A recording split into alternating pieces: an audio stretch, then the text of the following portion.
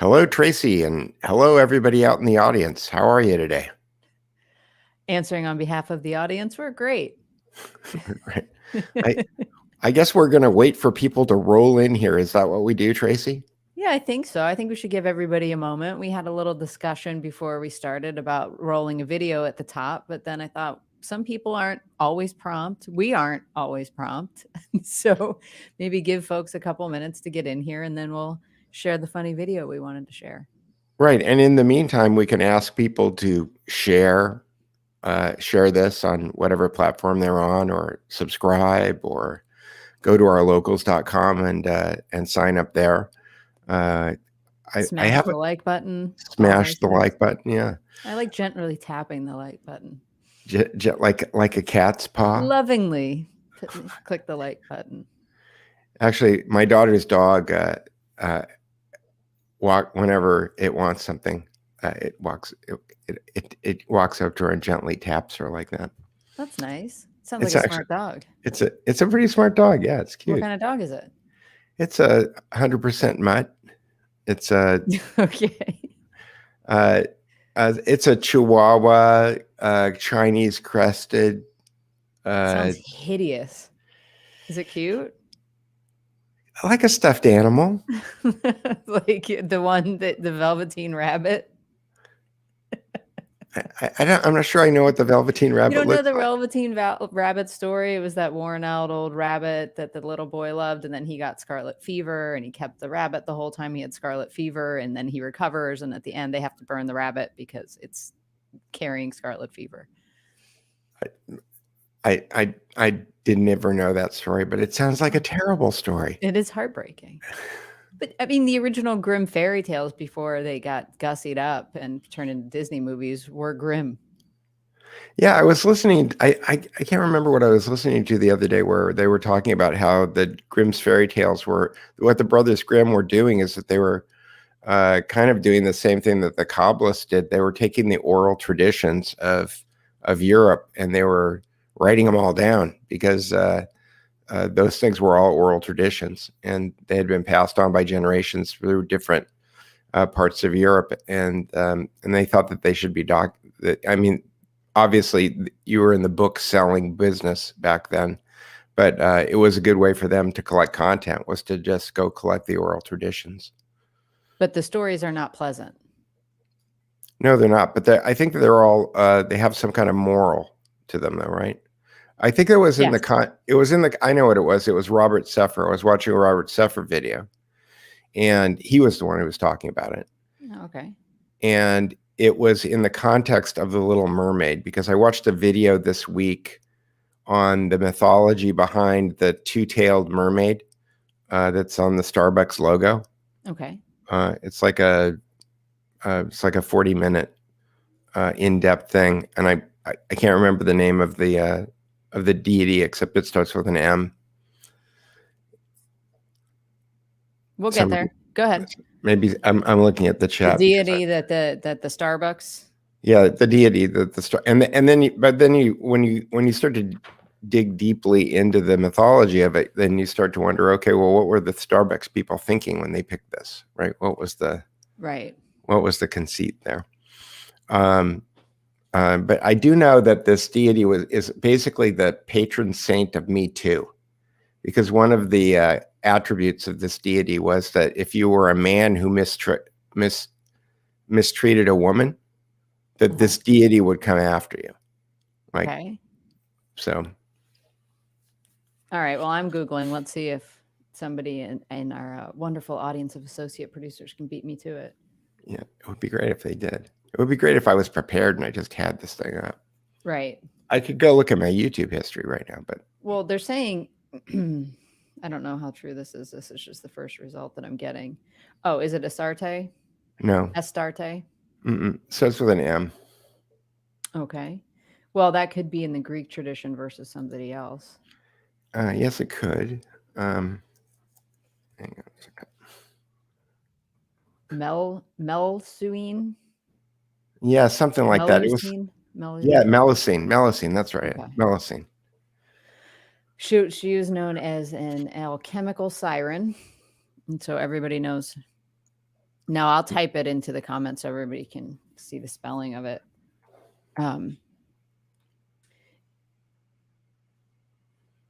I assume that everybody's familiar with the idea of sirens, but maybe not SIREN. Yep. Do you want to explain it just to make sure that it's not just Peter and Tracy that know what it means? Yeah, sure. Yeah. A siren, although I don't think that Melusine is specifically a siren, although there are sirens that are, the whole mermaid thing is interesting. He goes through the history of it, where it started in Europe and then it kind of came over to the New World with the New World explorers. But a siren, I think, is from the Odyssey originally, and they're in Greek mythology. Yeah, and a siren is a woman or a mermaid that sits on the rocks and lures sailors to their doom. Explain it to us like we're five. Yeah, that was pretty good. She's the sirens. They sing you to shipwreck. Right. Well, the story of the story of Melusine goes like this: is that she was, her mother was married. Her mother was married to someone, and he did.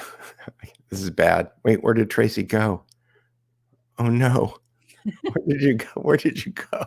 I don't know. I clicked something on my mouse, trying to the other screen to share what I've pulled up to go along with this, and then it ended up kicking me out. I think I'm left swiping on my Apple mouse, and that takes me back. Right. Clicking the back arrow.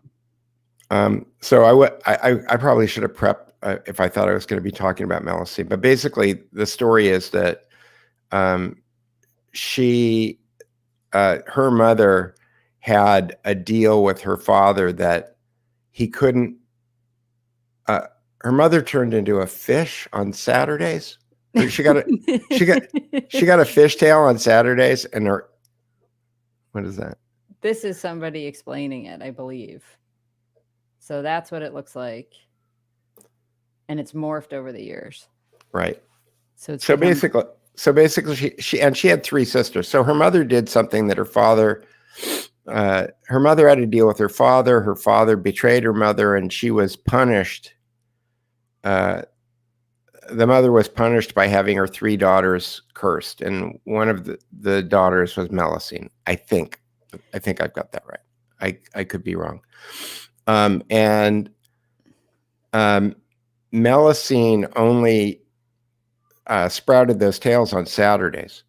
So she married a guy, but she made him promise that he'd leave her alone on Saturday, and Saturdays was her off time. And somehow he caught her. He peeked in, like Diana, like the story of Diana. He peeked in to see what was going on with his wife because he was convinced that she was cheating on him or something. And then he saw she had these fishtails.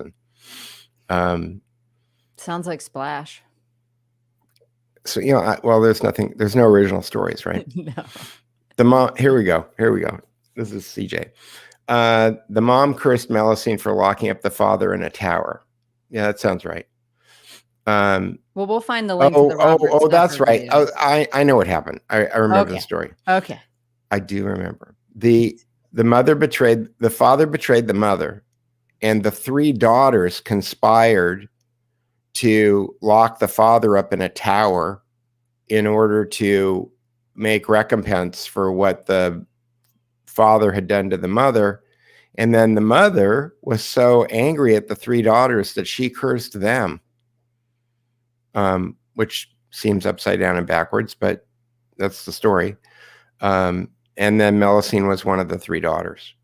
The other two daughters, like one of them got walled up, they got cursed in different ways. So Melusine was, her curse was that on one day a week, I think that she had two tails, and she became the patron. Like I said, she became the patron for women that were abused by men. Okay. So this is just my odd journey this week. Right. And that was a Robert Steffer video? That was a Robert Steffer video, and I will go find a link and we'll put it in the description below. Yes. But this is just our stretch, and in order to let people roll in, because what we really wanted to talk about this week was dissidents, right? Yeah. Dissidents, dissonance. I was having spelling. Dissonance, cognitive dissonance is that psychological thing where you believe something and you can't even see evidence to the contrary. Right. And there's dissonance, which is the adjective of dissidence. I don't know. And then there's sonic dissonance. Right. But what we're talking about today are dissidents, right? Yes. And that's she got the curse of Starbucks. I don't know. I looked at that and I was thinking she was like the patron of Me Too. Dr. Catherine Horton has a theory that when looked upside down, the logo picture creates eating a human. Oh, that could be. Yeah, I could see that. The original logo for sure. The one that's now, it's just like they just kept zooming in on her face. Zooming in? Yeah, they're cropping down, down, down. So now it's just her head and you kind of see the two tails, but you don't know what they are. Interesting. So, so somebody, our friend, the attorney, sent us a story this week on understanding and embracing the role of the 21st century. It's Brett Hamachek. Here, I'll put the link in the comments. And the interesting thing about this article is that he does a really good job of explaining something that I've had a gut feeling for a long time, which is that we're not in power. The people who believe in the Constitution and life, liberty, and the pursuit of happiness, and all men are created equal, are not the people who are in power in this country. That it's largely a school play, and that coming to terms with the fact that you're not in power and that you keep playing the game, the Lucy and the football game, and believing that if you do everything by the rules that you're going to wind up getting into power doesn't work, and that we really have to redefine ourselves as dissidents, not as, politicos or, we're out of power. We have to come to terms with the fact that we're out of power, and that when you're out of power, that you have a limited number of options, and that acting as if you're in power isn't a very constructive way of managing the situation, because you're not going to get out of the situation if you're not in power and you're acting like you're in power, or you're acting like you're empowered, or that by playing by the rules that you'll be in power, because you're not going to be. So this article does a really good job of explaining that. But then yesterday, I saw that Curtis Yarvin, aka Mencius Moldbug, who's got a fantastic Substack, I highly recommend it, called The Gray Mirror. I subscribe. Although you're not supposed to forward his paid content, because he sends it to you as an email, but you're not supposed to forward it to people because he says kittens will die. And I'm not sure that that's the best framing, because I'm not sure how much I'm worried about kittens. I'm not worried about them at all. Yeah, I know. And we might lose a bunch of followers now because we're not huge fans of kittens, but whatever. So Curtis's article, which I won't link in the comments because kittens will die, but you could link to it on his Substack and then everybody can go subscribe to it. Yeah, if I can figure out how to do that. Oh, yeah, that's right. You can share it right from the article. Okay, let me see. Because he does send out, I follow him, but I just get the email and the free content. So I did get a little blurb of that. And it was intriguing. I did want to read the rest. Okay, so I'm hitting return. Boom. Yeah. There, see, Dave Hanglin's right. All kittens die eventually. Yes. And they make great violin strings. I'm going to hell for that. Okay. No, I'm not. Anyway, so the gist of Curtis's article, and it says right here that I am allowed to steal this. He says, you should, of course, feel free to steal it and use it without attribution. But if there is one word which describes the mood of this code that it creates, the word is urbane. So the rule that Curtis has, and there's a lot of reasons why I like the advice in this article, but his article was called A Speech Code for Dissidents. This is why these two articles kind of dovetailed. That's right. So we started off with our friend, the lawyer, sending us an article about, and his comment was, wow. And I was pleased that he was wowed by it, because it was something that I've been assuming for a long time. And, it's really weird. Sidebar for a second.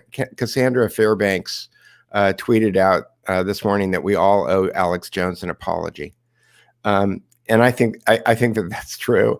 But the way that it's manifesting itself in my life is that a lot of people, I think, who have thought I was nuts for 7 or 8 years now, are coming around to the fact that I may not be nuts. I'm not convinced that I'm not nuts, but they're starting to come around that maybe the things that I've been talking about for a while are not as far out there as possible. So here we go. And I would like to say, just for a second, I want to give also my mom credit, because she actually sent that to me before our attorney friend did. She did. So it's going around. Oh yeah. And I don't know where she found it, because she sent it to me yesterday morning and said that this is a very important article. And I thought, good, because there's some talk in there about how to behave, and, you can give up. Don't keep clinging on to Trump. Like, this is about a system, right? Way bigger system. Right. And for all we know, Trump was part of it. I mean, I'm not sure at this point. We can talk about the Patrick Byrne stuff if you want to, because I spent some time reading all of his stuff. So sure, I'd like to lay that filter on top of whatever Trump conversation we're going to have. But all right, good. And this is good, because we haven't rehearsed this, so I don't actually know what Tracy's going to say, but I'm intrigued. And so just for the record, we never rehearse anything we're going to say. Well, sometimes we lay out. I've actually done a show where I wrote down the things that we were going to talk about. Well, we hit topics, but not where we're going to go with it.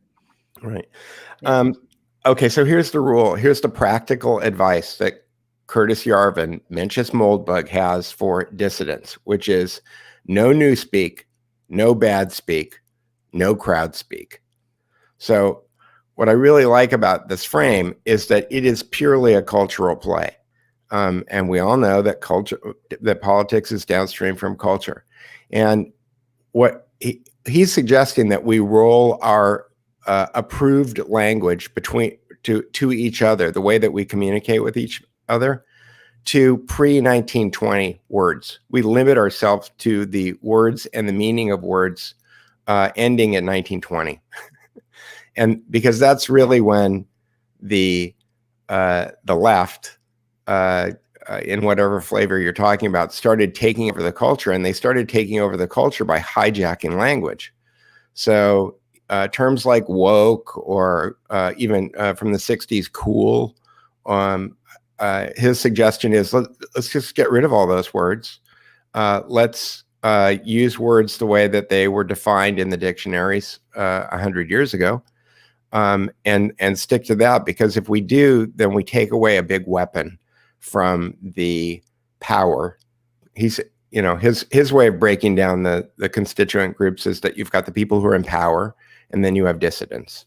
And the way that dissidents take away power when they don't have power is by not allowing the tools that are being used to enslave you to enslave you. And so starting off with words is what he's suggesting. So no new speak, no bad speak. Bad speak is talking bad about each other, trash talking.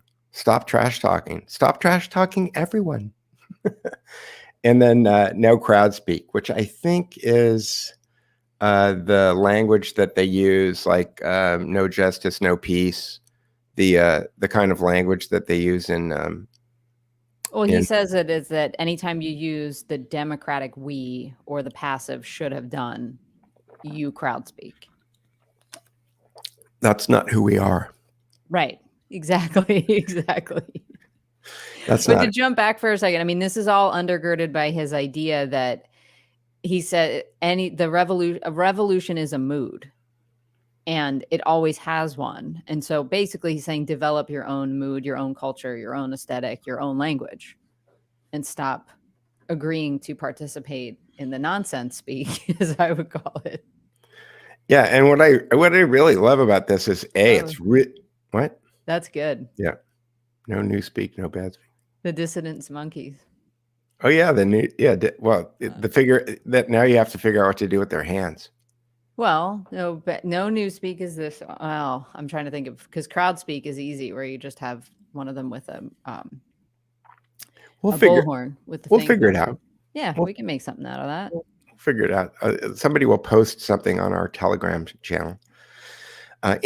Infidel apostate. That's your calling, right? He'll come up with it. What I really like about it is that it's cultural.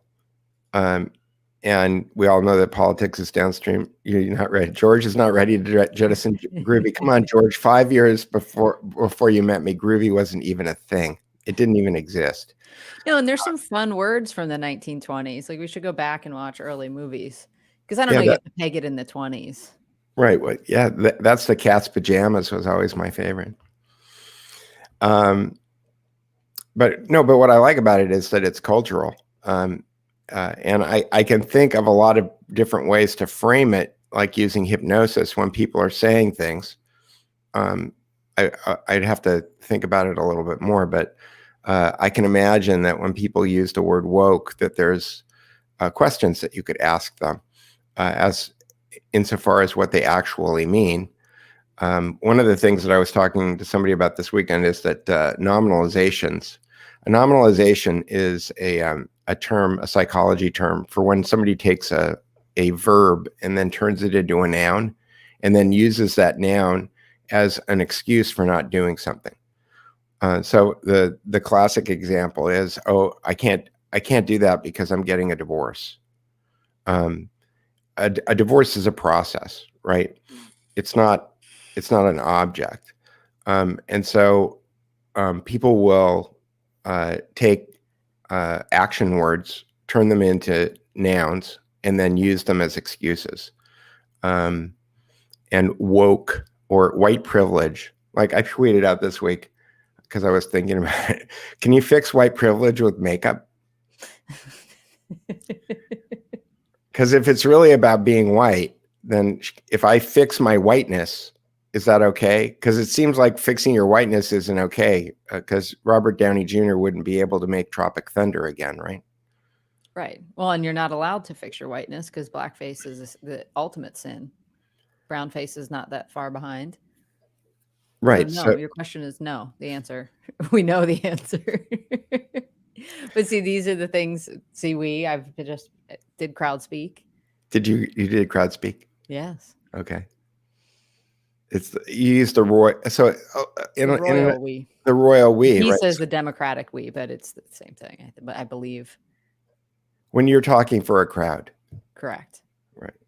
Okay, but you were saying. Oh, I was just saying that I know the answer to your question, Peter. White privilege cannot be fixed by makeup.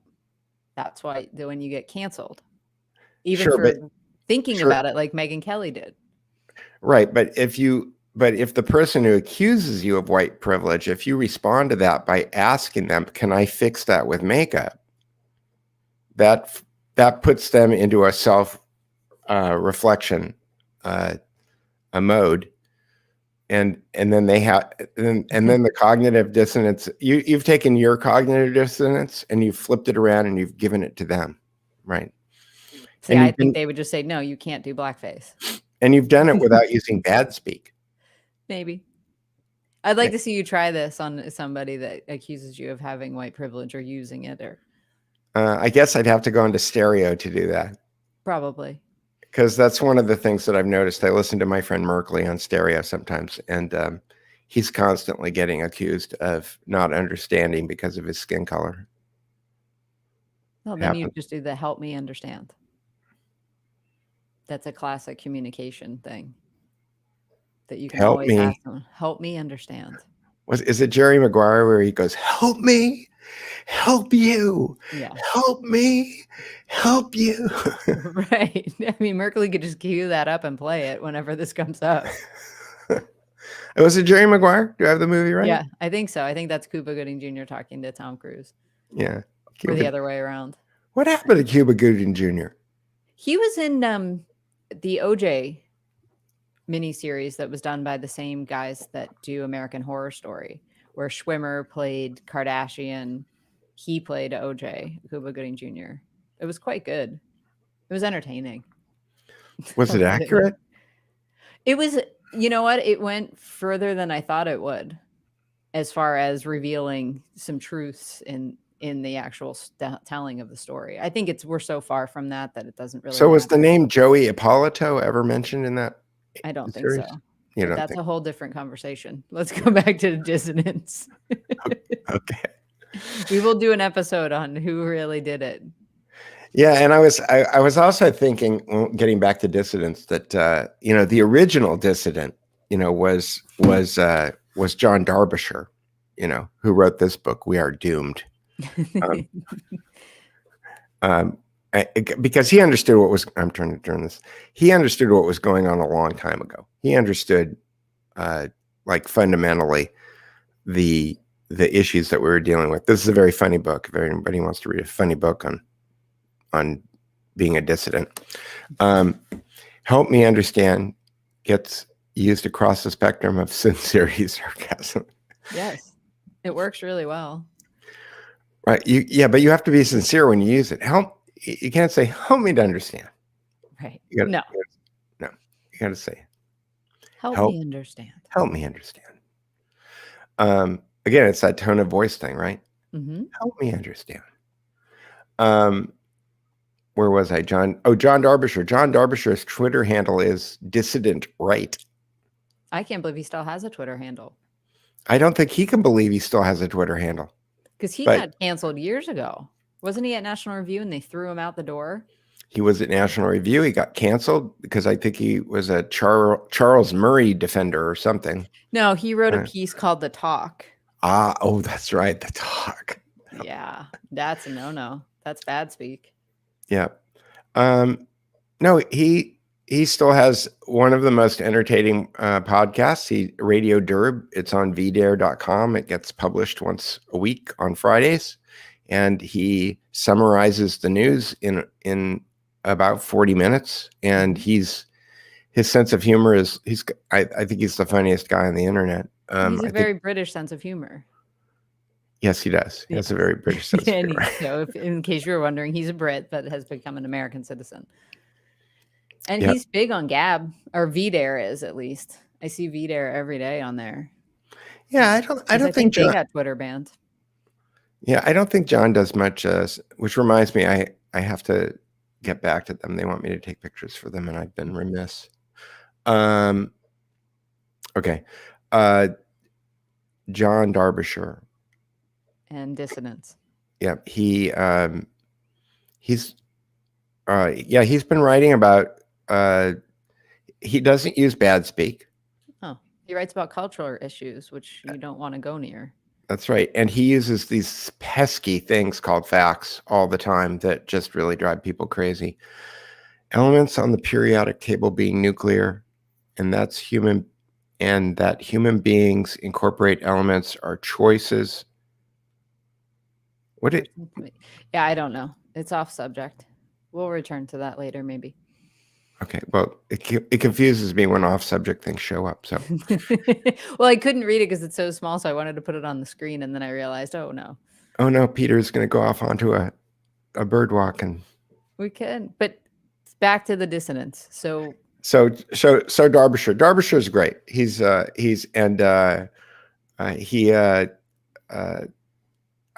I talked to him about it once at a conference, but he introduced me to the word crap weasel, and he was describing Paul Ryan one day.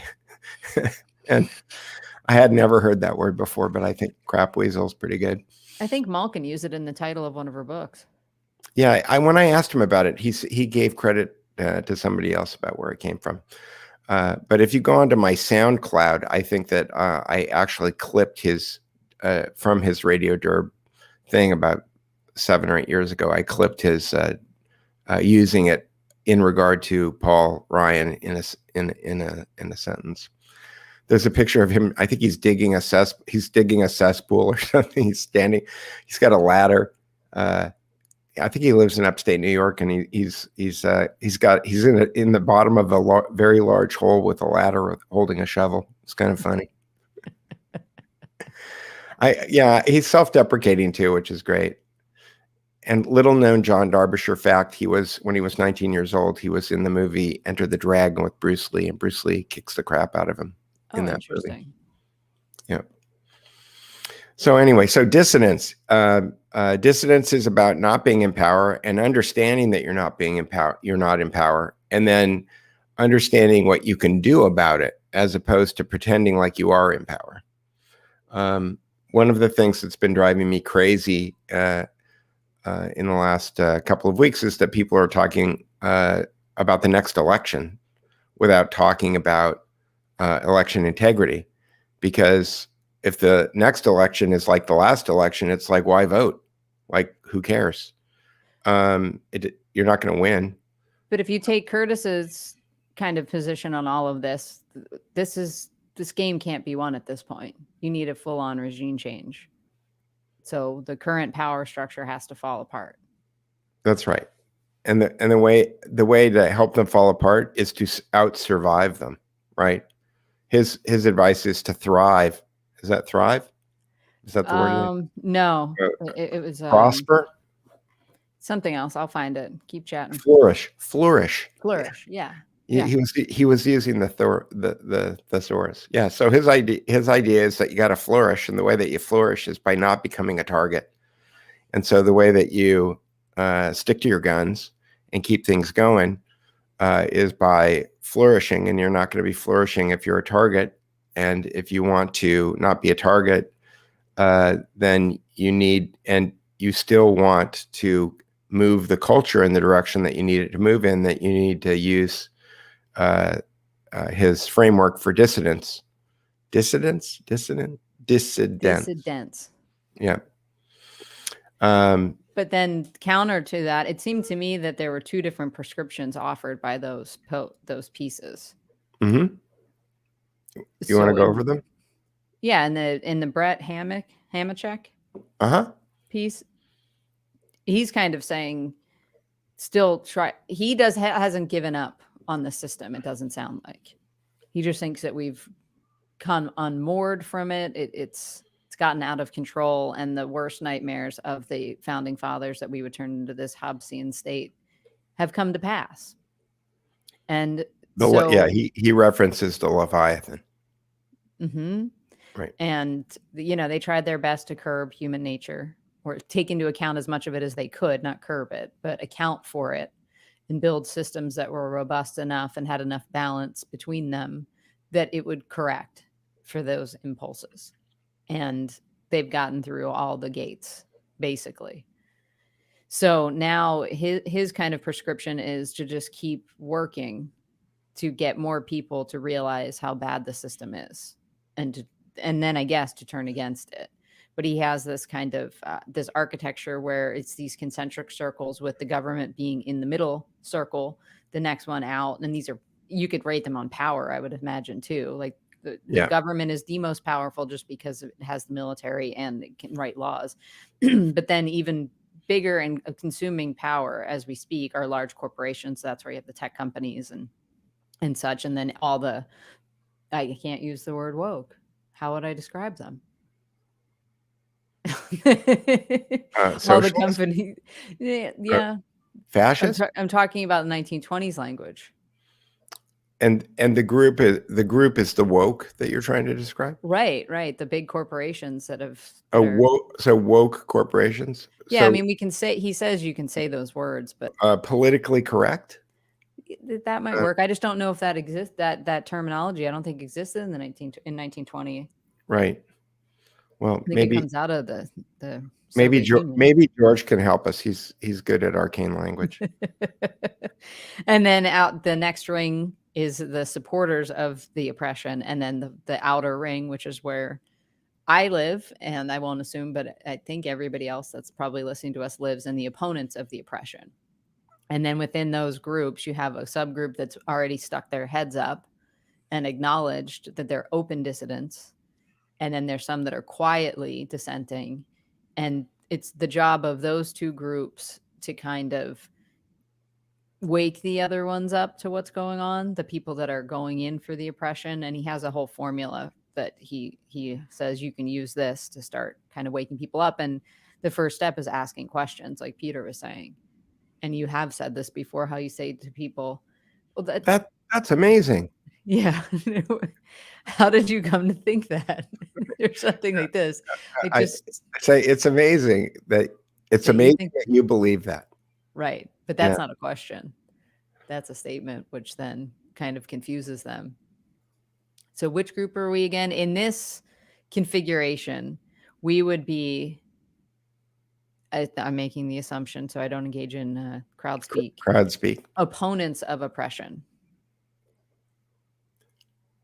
Yes, we would be opponents of oppression, and we want to not get whacked. I mean, the great thing is about no newspeak, no bad speak, no crowd speak is and I think he makes this point in the article, is that it's very difficult to get banned off social media if you stick to this formula. You can take away their cultural power over you while not making yourself a target, which seems to be a pretty good idea. I mean, it goes hand in hand with something that I was thinking about this morning. I think there's a Lee. What's his name? Lee. There was no, not Lee. There's another Lee. Lee Scott. Lee Smith. No, it'll come to me. But this guy, he's on the arguably on the right, the conservative, constitutional right. Lee Smith, is that it? Yeah, Lee Smith. Harvey Oswald. Yes, he was hard right. Yeah, he wasn't a Yeah, he was not a communist. No, he was an opponent of the oppression. He was, yeah, but he was vociferous, and that's what happened to him. Yeah. So, he was making a comment. That was a great comment today. He was bringing up some facts that were relevant and germane to the current conversations that are going on. But he referenced the opponents as blue, and again, this goes into their language. This is post 1920s. It's like, no, I never signed up and agreed to be colored red because of my worldview. Who made that decision? The television networks in 2000. Like, I don't buy into that. I wonder about the loyalties of people who name a website the Red State or Red State, or Red Elephants or Red whatever's. Like, I'm not red. I don't want to be red. I'm not. What does this say? As humans, we get language from society. The words you use come from the culture around you. You are trying to interact with. Controlling of language goes a long way. 100%. Yes. And so we're in violent agreement. We could use robber barons again. Certainly. See, George comes up with it. Okay. Yeah, robber barons. I like robber barons. Yes, I do too. Yeah, and that's like 1890s, right? Isn't that like a? Yeah, I mean, you're talking about Rockefeller, Carnegie, Vanderbilt, the same pain in the asses we still have. Yeah, let's make robber barons great again. Let's make them demonized again. Yeah, make robber barons demonized again. Yeah, because those are all 1920s words. I'm digging this. I'm liking it. You can't say digging it. Oh. I don't think we've got to go look for 1920s slang. That's and I right. think we could. I say we can move the window to 1929, right before the collapse. It's really probably radio is probably when it first became a thing, because that was really the first mass instant communication. Looters, moochers. That's it. The Randian. Yeah. Is that Randian? Yeah, that's what she calls people in her little worldview. I mean, if you think about it, what we've done when you look at people like Zuckerberg and Gates and I'm going to say Elon Musk, and a bunch of people are going to get mad. It's like we've made robber barons respectable. I'm saying respectable instead of cool, right? We've made we've taken this idea. It's like the whole Sean Hannity like capitalism is good thing, and it's like, how about regular capitalism may be good, Sean, but we're talking about monopoly capitalism, and Right. I'm not all in with the monopoly capitalism. Like, I think that needs to be regulated, and it hasn't been. And it would have been nice if Trump had recognized that it needed to be regulated, because then maybe we wouldn't be in the position that we're in. But who knows if he actually had the power to be able to do anything about it back then. Any robber barons that you could say comparatively benevolent? They're all benevolent. That's how they cover up their robber baronness. I mean, the Carnegie Foundation, gave. No, but he's saying in actuality being not just feigning benevolence, being benevolent. I think a lot of them would argue that they are benevolent. That right, but from your perspective or my perspective, that according to our worldview, we would count as benevolent.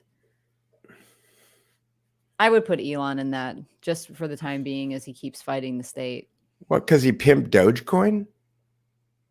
No, because he moved out of California after getting in a public argument with the government there, and then trashed the government, questioned PCR tests, went against everything that you're supposed to do, and he's still going.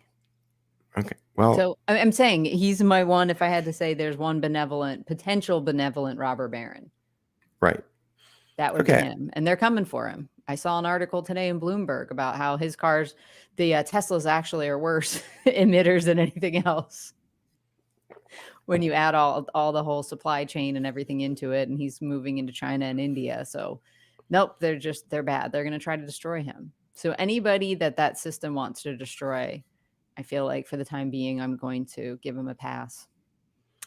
Okay. And he legitimized Bitcoin too. And I know you have your qualms with that, but it's not qualms, it's doubt. Right. I know you have your doubt with it, but when, they start setting up crypto banks, which that's in the process right now, the city of Miami has decided to take it on. I think it's gotten too big for the government to shut it down at this point. I hope that's true. I think if they did, I unironically hope that's true. Yeah, I think it's gone too far. They could have squashed it years ago, and they waited too long. I think the only thing that might save it is that there's enough politicians that have offshore Bitcoin accounts. Maybe. Especially since the last November. Yes, I know you watched the whale move the money around. Yeah. So, yeah, that would be a reason that you would believe in Bitcoin for the time being. Sure. But anyway, I just wanted to give a couple more of the tips that this guy gives in the article, because I think they're interesting. And my favorite one was, he says, first is question everything. And he says, and do it in front of others. So we know how silly someone looks when they're asked a simple, direct question and seem unable or unwilling to answer it. When we make them do so in front of others who are listening, they start to take notice. So that's how you can kind of start unraveling the NPC speak, which we'll have to find another way to describe that as well. I just thought of a scenario. I made up a scenario in my head where I walked into a place without a mask on. You walk into a place without a mask on deliberately, and then they ask you to put a mask on, because that's what they always do. And you could answer the question something like, I will put on the mask, but I want you to tell me whether or not you think it actually does something. Okay. Not whether or not the government told you to, but you personalize it, right? You actually ask the person whether or not they believe that it's actually effective. Do you believe? I'll put on the mask if you tell me whether or not you think it's effective. And it doesn't matter what their answer is. If you can get them to answer, it's because they've internalized the question. And once they've internalized the question, that's not going to go away. Right. Right. So, I just think, did you see the video? I think I posted it in our locals of the people going into Trader Joe's in Santa Cruz. A whole gang of people going in there. No. Without masks on is great. And it was a group of people. So there was like a pregnant lady in there. There were some older people, some younger people. They had some people of color. Oh, And they that's all walked great. in together. And the staff at Trader Joe's flipped out. I couldn't, my biggest takeaways were, holy crap, these guys are totally become statists. They're enforcing this like crazy. And number two, why does Trader Joe's have 30 people on staff? Like, this is nuts. Because like they got their stuff, went to the counter. The guy refused to check them out. And so they just started leaving cash. They're like, okay, how much was this? All right, here, you can keep the change. Like, here. And they left this pile of cash. And they wouldn't do it. They're like, oh, we're stopping you for And they're shoplifting. spraying it with rubbing alcohol. They wouldn't like, take the no, cash. we're not taking it. And they were ripping stuff out of people's hands. I don't know if anybody, I think one or two people actually left with items. But everybody else, they're like, we're calling the cops because you're shoplifting. He's like, I put money on the counter. I paid for it. Like, you wouldn't let me pay for it. That's a flash mob. Yeah, no, it was great. And it was, oh man, now this should become a thing. Yes. I'll go do that tomorrow. If a bunch of people want to go rush Trader Joe's, I'm in. I need stuff from Trader Joe's right now. It's water. Is Tracy drinking beer? No, Tracy drinks water, and I'm drinking LaCroix. That's Peter's version of water. It's water with bubbles. Yeah, it's a flash maskless mob. Exactly. Flash mobs. It's like, yeah, this is what so this would be no newspeak, no bad speak, no crowd speak. Just go shopping. Make shopping great again. I've been watching. Go ahead. Do you want to read it, or is it easier for you if I read it? Because you seem to struggle to read it. Yeah, go ahead. Go ahead. So he says, I watched Musk break securities laws year in and year out, not benevolent to me. My question is, are those laws legitimate? Yeah. Well, I think he's a cutout. So I know you do, but you think everybody's a cutout. I do think everyone's a cutout. Trader Joe's is so snooty. No, they can be snooty. It's not as snooty as Whole Foods, but it's getting there. They think that they want to be Whole Foods.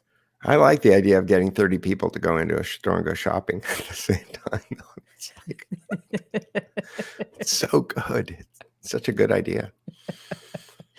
But I thought this was the next thing that he said, and I love this. He says, make predictions. So this is how to be a dissident and start kind of awakening your fellow citizens that are pro-oppression. Make predictions and let them be heard. We who believe in individual liberty and the market and market capitalism know what happens when both are strangled at the hands of the oppressive. We know what happens, but the average citizen does not. So this means we can predict things that will happen and share those predictions with others. So you start building credibility. Scott Adams has been doing that for years. Right.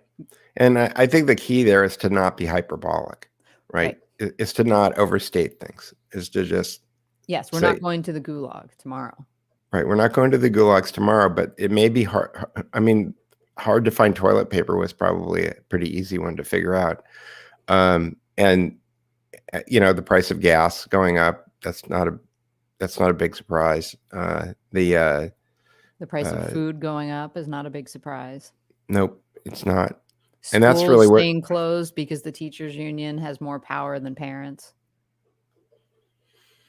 Yeah, I mean, and the food thing is insidious. Food and gas is insidious because those are just, they're on most people's budgets. They're not the biggest part of their nut. But when they start looking like the biggest part of the nut, then you definitely see that there's an imbalance going on. It used to be several months rent was a good a nice expensive camera, right? Now it's not so much anymore, but a good camera is measured in trips to the grocery store. It's like I used to measure camera body prices in rent. Now I do grocery store trips in rent.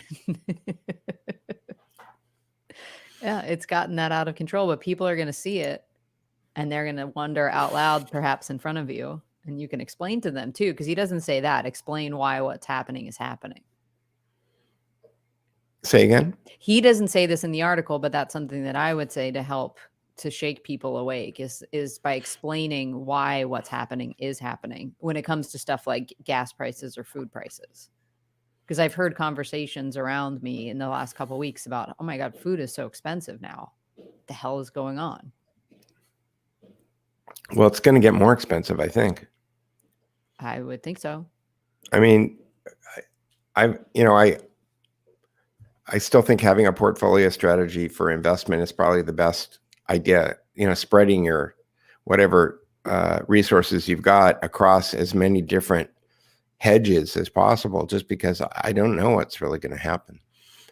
And somebody I was talking to said, "Oh yeah, that's why ammo and food is good." And I said, "Yeah, but like, if you assume that one round of ammunition is good for a meal, how many rounds of ammunition do you have? Like, how much?" How many meals really is that? If you divide the number of rounds that you've got by your family, like, will that last you a year? Will that last you 5 years? Like, how do you actually figure that stuff out, right? What's the calculation? Right. And who are you imagining that you're bartering with? Right. Exactly. I mean, likewise, silver or gold, precious metals, things like that. They are a form of money. Because people have decided that they've got value. And in a weird way, I mean, all of this stuff is magic. You and I have talked about this before. And when I use that word magic, I mean, the reason that money works is because everybody imagines that that green $1 bill is worth $1, and that because CVS says that a chocolate bar is $1.49, then they will take that. They will take 1.5 of those green pieces of paper, or if you swipe your little plastic card, they'll take that number off of your account. And then you get the candy bar, right? That candy bar, when I was a kid, was a dime. Mm-hmm. I think I remember maybe when I was really little that it was a nickel. Same candy bar. So that's 20, 30 times inflation.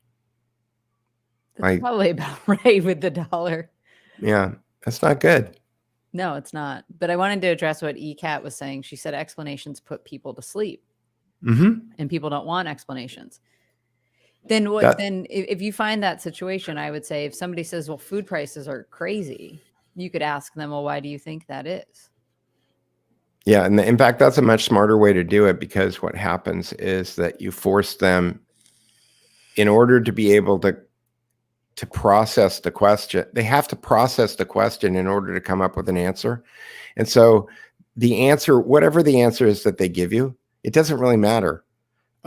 Because the fact that you've asked them something that forces them to give you an answer is the process. That's the magic. That's where you are actually changing their perception of the world. Because like it or not, they will leave that conversation with you. And the next time they look at the price of something, they will ask themselves, why do you think that this is that expensive? They will continue asking themselves that question.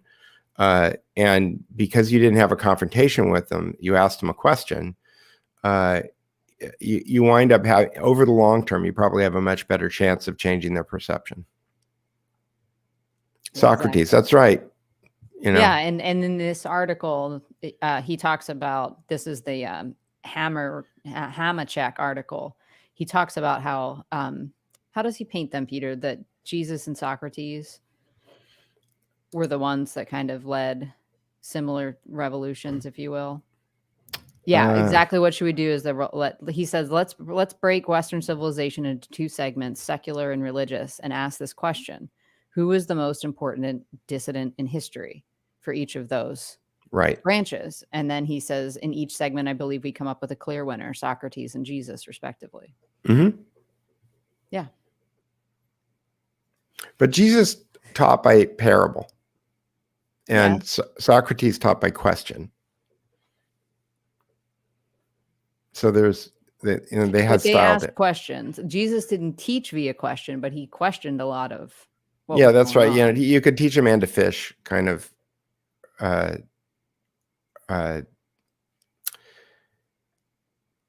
Framing. they're both questioning frameworks, right? They're both frameworks that force you to reflect when you're moving forward on the decision-making process that you're using in order to come up with your reality, right? So the questions that you ask frame your reality, I guess, is the net on this thing. And I'm bringing it back to the name of our show because that's why we're here talking about this stuff. Both met a grisly end. Yes, he does account for that. He said there will be martyrs in this. And we've seen, I mean, it's like digital death, I guess you could say, is what's going on now. People are being erased. Yep, they're being burned at the stake. Or disintegrated.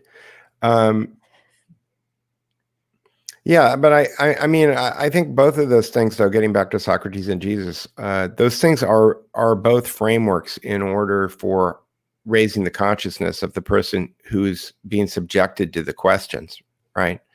Because there is no way to answer those questions without reflecting on yourself, without it becoming an internal reflection of who you are and how you process ideas. And to that end, those are both valid approaches, one secular, one not.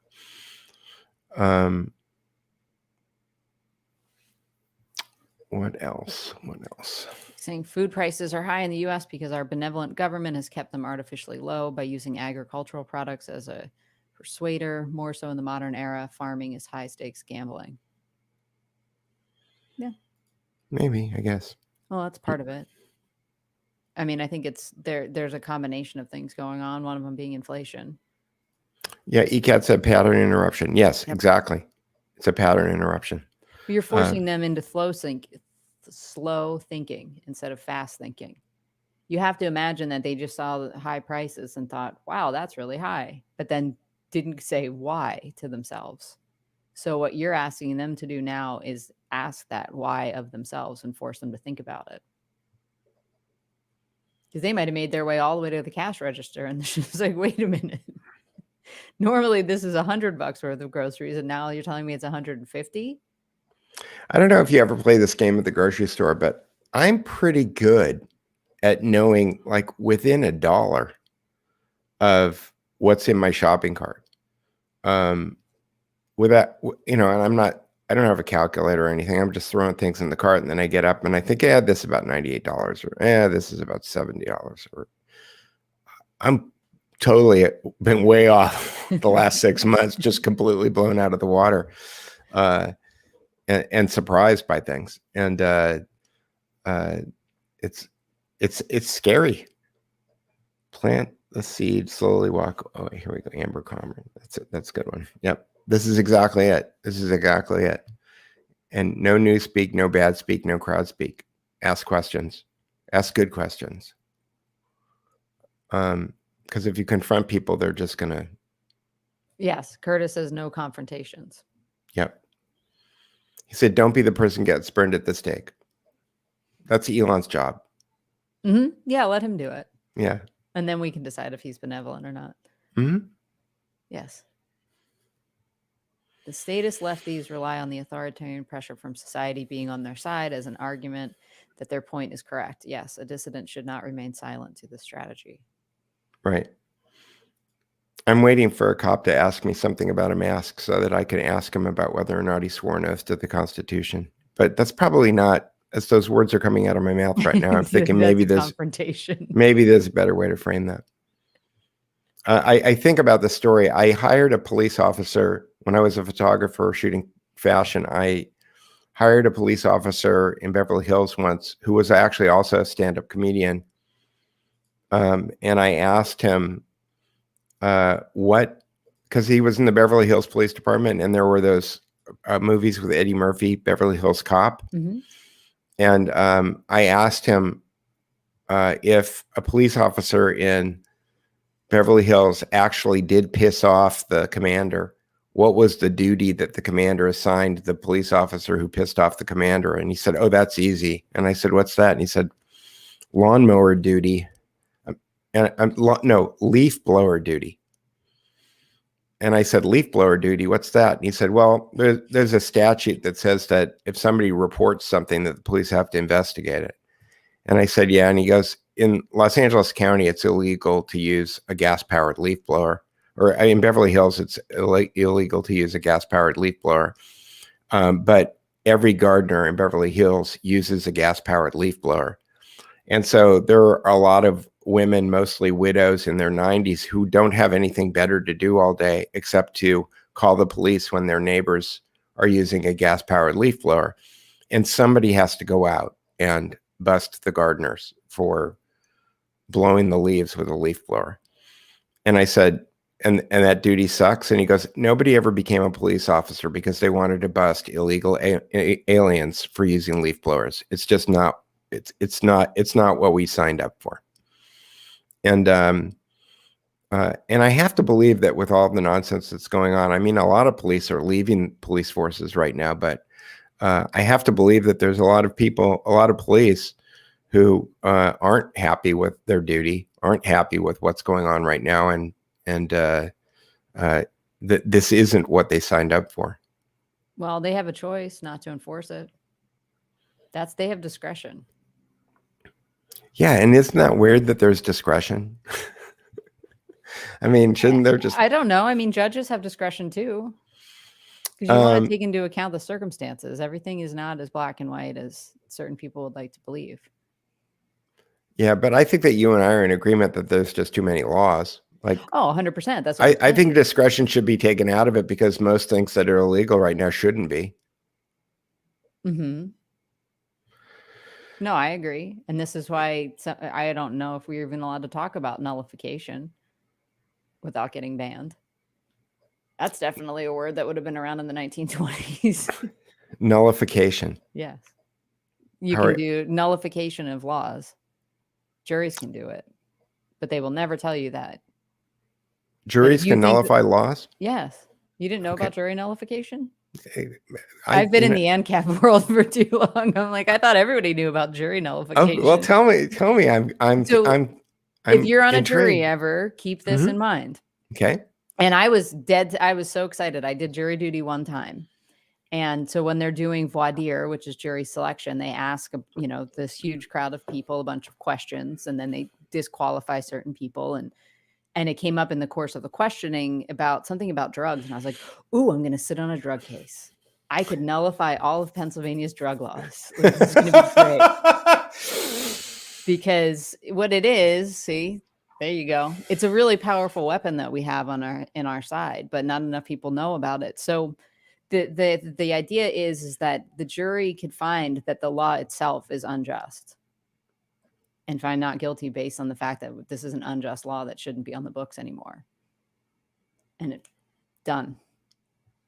Why isn't that a well-known thing? Because they don't want you to know that. We could ask our attorney friends about it. Because like a defense attorney is not even allowed to explain that to a jury and say, if you think this law is unjust, that's because there wouldn't be any more laws anymore. Correct. And who makes the decision that the defense attorney is not allowed? I've read judge? Stories about that. Yeah. Like if you try to bring this up, you're going to get silenced and held in contempt. Yep. See, these guys know null and void. Okay. Exactly. So we need to make nullification great again. Yeah. I didn't know this, Tracy. I know. Well, it's a cool thing. It's a way cool thing. But think about it. States are nullifying federal law, right? You live in a sanctuary city right now. They've just said, nah, we're not doing that. Any state that's legalized marijuana has also nullified federal law. I don't understand why some political organization. Why haven't the libertarians made that like a plank that becomes? There's movies made about it. I think Rink might have even worked on one of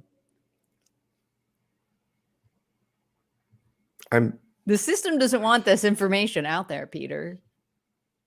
Here's the way to get into the Death Star to blow it up. There are channels. I love this nullification thing. I never heard of it before. No, it's great. And like, Not Yarvin. Why can't I remember this guy's name? Hamachek says is we have to be like water, right? And you just Like Bruce Lee. Yes, be like Bruce Lee. Not like John Kasich. No. Oh No. yeah, that's a good time. This is how Tracy and I know each other.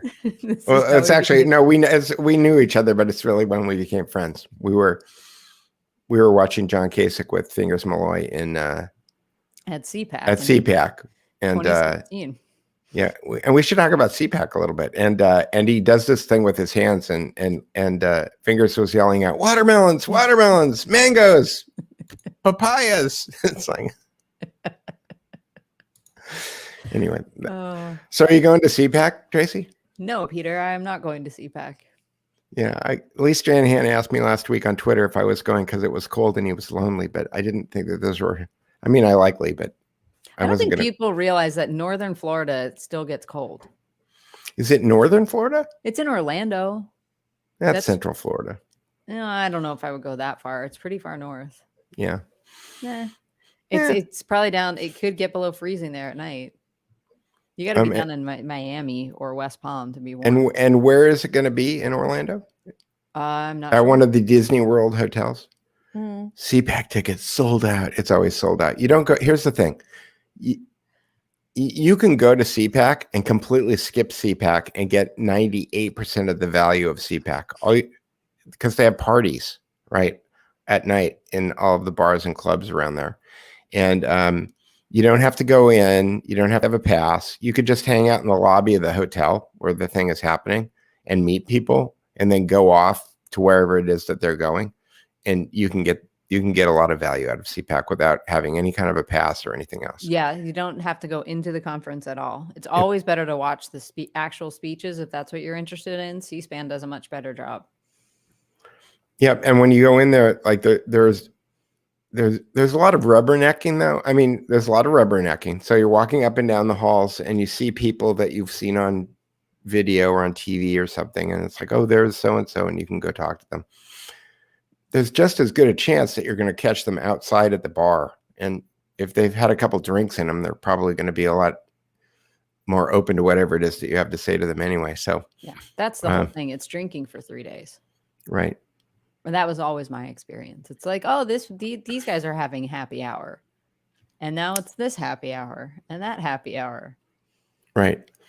I was with our Irish friend Brian one day when he ran into Nigel Farage in the bar, and he went up and bought him a beer, and they drank beer together. They were having a great time. But see, Peter, Trump is going. So look, I was there on January 6th. I'm underwhelmed by the guy at this point.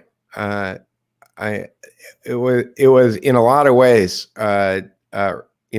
storming the Capitol notwithstanding, it was incredibly anticlimactic. And I don't know what was actually, I mean, I was on the inside and I don't actually know what was planned with him. But his speech was lackluster, unimaginative, not inspiring.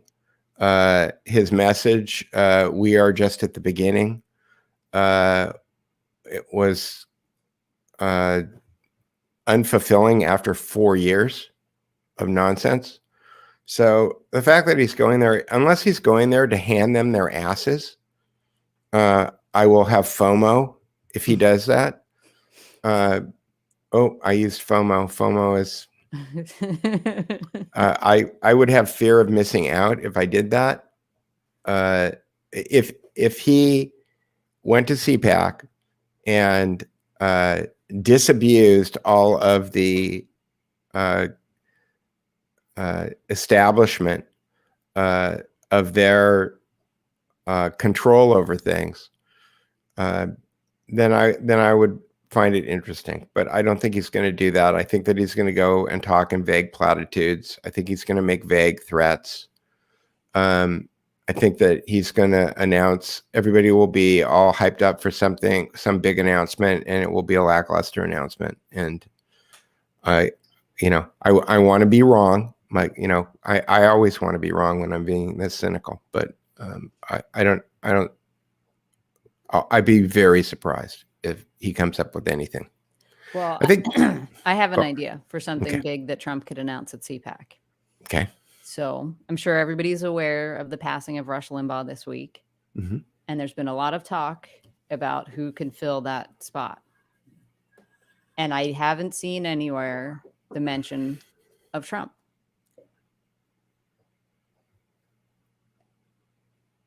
That's interesting. Trump takes over for Limbaugh. That's what he announces at CPAC. He's going to take that spot. He can go. He's in West Palm. That's where the studios are. Mm-hmm. Just waltz right in there. He would keep most of the audience and probably bring in new audience members. So to me, it's either he runs his mouth every day on a huge platform or he shuts up for a while. So there was a rumor that he was talking to Bannon. I didn't want to believe that rumor, but if he was going to do a broadcast, Bannon is, I can be very critical of Bannon, but he certainly does know how to run a radio show. Yes, he does. And if he was talking to Bannon about putting together a radio show, I'd be very interested in that. Although I'm highly suspect right now of any heroes. I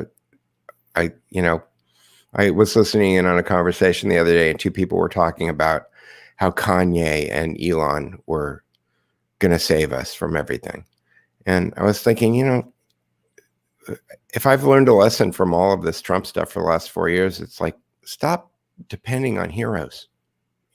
Start looking at what you can do. And that's why we started talking about this dissidence thing today, was because these are things that you can act upon. These are things that you can go out and do. And that, incrementally, if a bunch of people are doing the same things that we're talking about here right now, then the society moves in the direction that you want it to move in.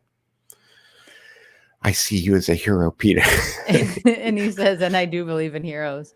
Okay. Well, Paul. Well, thank you, Paul. I mean, right now, you guys are heroes to me. And if everybody's not familiar, Paul is a co-director and the editor. Is that what title is supposed to?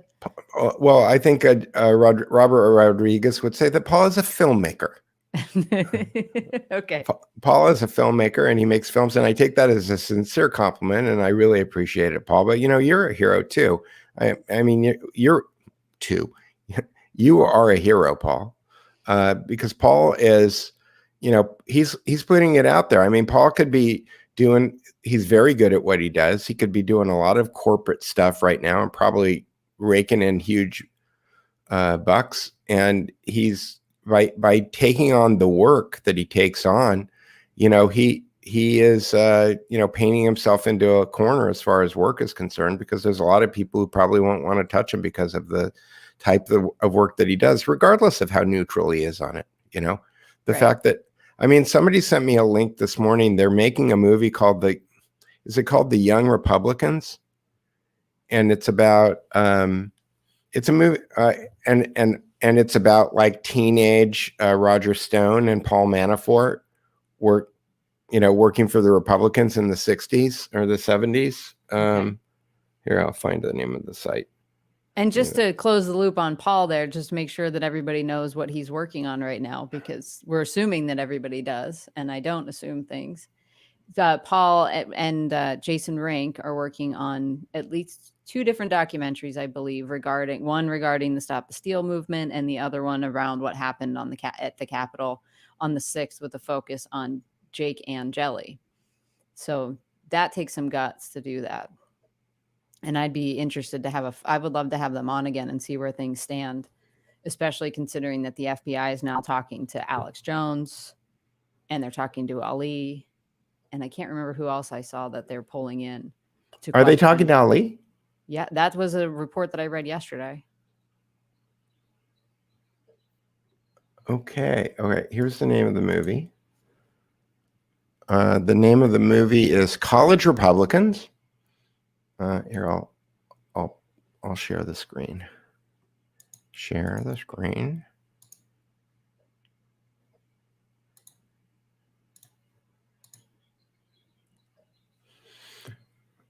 James Seamus to direct college Republicans. Logan Layman to play young Lee Atwater as Asa Butterfield as Karl Rove. So it's about Lee Atwater and Karl Rove and how they're organizing college students. So my guess is that this is designed to you've got Charlie Kirk and Benny Johnson and people like that who are Candace Owens who are organizing young Republicans, right? Or maybe Nick Fuentes. That's probably outside the scope of this, but really like establishment Republicans. And I think that probably what they're going to try to do here is to paint the current people with the slime brush of Paul Manafort and Roger Stone, saying, oh, Charlie Kirk and Tucker Carlson, they may look like young, polished kids, but they're going to turn into these cigar smoking backroom criminals, as they get older, kind of vibe. I'm just totally guessing here. Somebody was asking who's the writer. I don't know. It says celebrated for writing The Ice Storm and producing Brokeback Mountain. Oh, okay. There you go. That's the director wrote The Ice Storm and produced Black. Let's see who wrote it. Somebody can go on to IMDb and find it. Young college Republicans, and then somebody in the comments can tell us. But somebody asked me what I thought about this, and I thought, well, the left winners get to write history, right? So the left owns the Hollywood motion picture establishment, so they're going to create a movie that's going to slime people that have already been slimed by CNN and MSNBC for the last 5 years, and then they're going to tie them probably through casting to all of the current young people in order to kind of destroy them in their cradles, as it were, is my guess. So it's just a guess. There it is. I'll go look at comments now.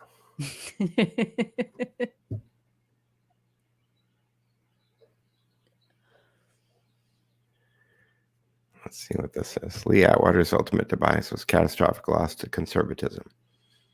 Okay. I don't know. RT3 box 6, Route 3 box 6, Texas. Is that an address? I would think so. Okay. Okay, so Lee Atwater's. So is conservatism a 1920? It's a pre-1920 word. I don't know.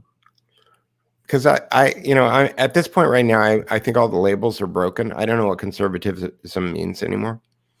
And mainly it's because liberal has been broken. Liberal used to mean you believed in life, liberty, and the pursuit of happiness, and all men are created equal. And that's clearly not what liberal means anymore. And if that's not what liberal means anymore, then I'm not sure what conservative means anymore. So I'm much more into defining the issues and how they map to life, liberty, and the pursuit of happiness. All men are created equal, and going from that framework, as opposed to using terms like conservatism, because they lose their effectiveness.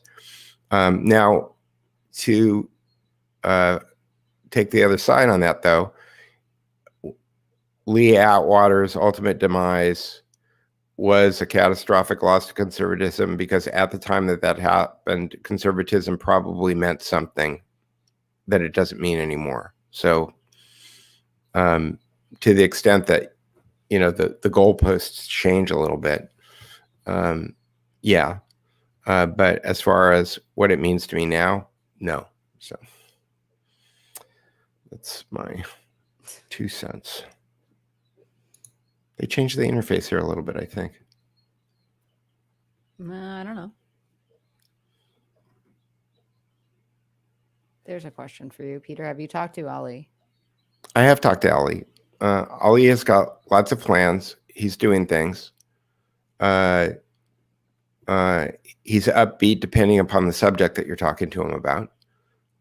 He's very circumspect, and he's trying to figure out what his next public move is. But he still has lots of conversations with people privately. I think that he's done a couple of telegrams lately.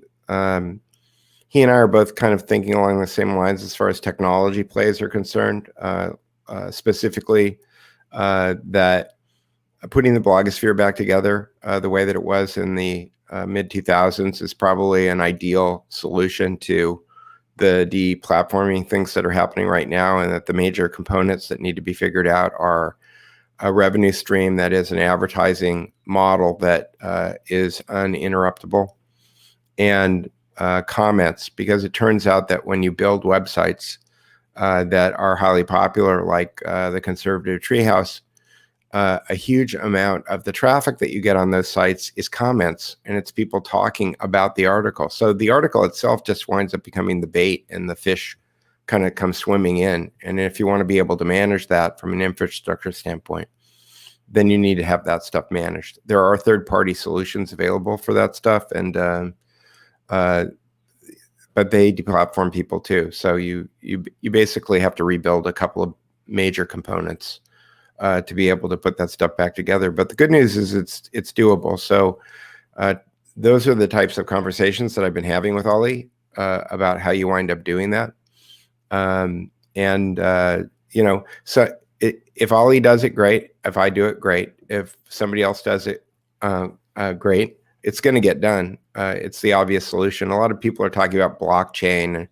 You've got things like Rockfin and that are trying to put together, manage kind of cryptocurrency, blockchain, and content all at the same time. I'm not sure that makes total sense to me. I mean, I kind of understand it philosophically, but just from a nuts and bolts, how you build something like that, I'm not sure that I necessarily agree that that's the way to go. But that's the great thing about having a semi-open market right now. It's like, if you don't have people who are getting crushed by the tech giants, then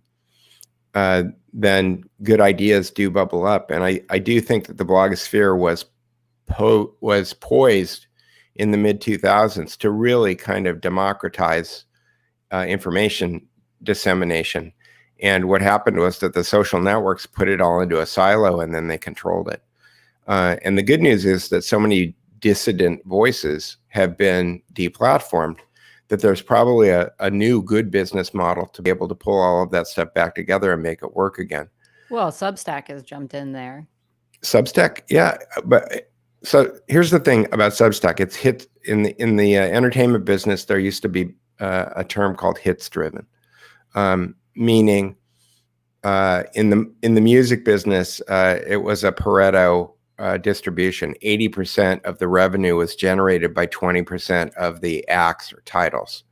It was part of the reason that the Virgin Megastore was really kind of a mess of a business model to begin with, because they wanted to be able to offer choice by giving people 250,000 CDs in a store. But the reality is that if you had a Sam Goody that had a footprint that was a tenth of the size of a Virgin Megastore, that was only selling the CDs that everybody was buying that week anyway, you could make a lot more money per square foot. Your all of that stuff goes down. So why am I talking about Pareto distributions? We were talking about Substack.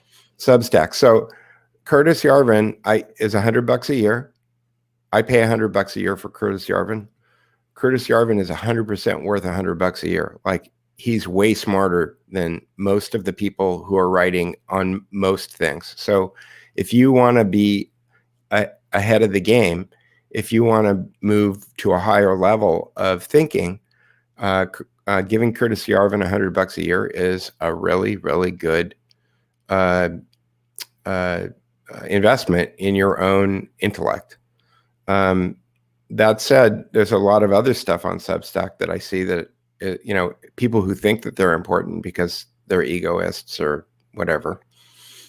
But I mean, if you look at it as almost a YouTube for writing, you're going to find all sorts of people on it. Yeah. Yeah. So, I mean, there's a lot of big Taibbi, I think, left Rolling Stone, and now he's exclusively on there. Yeah, Glenn and Greenwald I blew up The Intercept, and I pay for Glenn Greenwald, even though I don't agree with Glenn Greenwald on a lot of things, but he's an honest, good writer.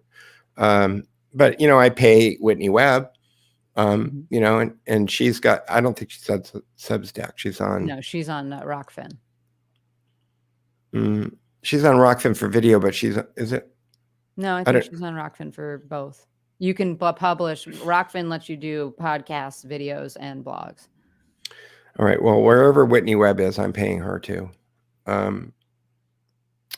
There's a lot of good, honest people out there who are writing good stuff, and I'm willing to pay for it. I'm not willing to pay for the New York Times in any way, shape, or form. But you turned me on last week to a room that I think we talked about it last week. Are there any updates on the Kill the New York Times Clubhouse 3-day debacle that you were listening to? No, I think that room was finished by the time we stopped recording, or I didn't check on it that evening. No, my latest Clubhouse finds are, I'm trying to think of how to put this in 1920s language. And I have no way. I'm going to have to go read a slang dictionary. But I found what was titled Black Conservatives. And I can't remember what the subtitle was, but Black Conservatives Talking. Mm-hmm. So I was like, oh, okay, let me jump in here. Well, they believe exactly the things that you and I talk about. I mean, we went through, as I'm listening, they're talking about all this esoteric stuff. They've got the history going back at least to the Babylonian time period. They know the New World Order inside and out. They're talking Agenda 21. And I was just like, this is my favorite place. And I mean, there is so far as like, we're all vegans here. We only eat these raw foods. These are the supplements to take. These are the crystals to buy. And then the next day I found a whole other group, very similar. They weren't calling themselves Black conservatives, but it was a whole bunch of super awake and like tapped in.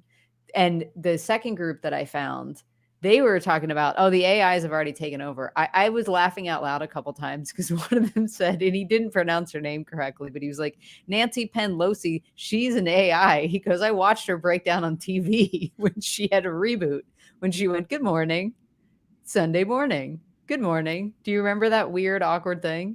I do. She's an AI. He's like, we live in a simulation, because all this stuff is fake. Like, that's why they think it's a simulation. They're not saying it's a computer program, but they're saying all of this is simulated. They're like, Biden is an AI, like all this kind of stuff. Who's like, Biden? Yeah, exactly. It's too much. It's too much. Well, I'm glad. That's good news, right? You always have to. It makes me really happy. Yeah, I was like, wow. And there was a huge room of people. It was like 100 people. Like, this is great. And people kept trickling in, and then they would bring them up to the stage and ask them questions, and they were into it. And it went on, I think, all day yesterday. I had to stop because I was like, I should probably read a book or something. I've been listening to these people for 5 hours.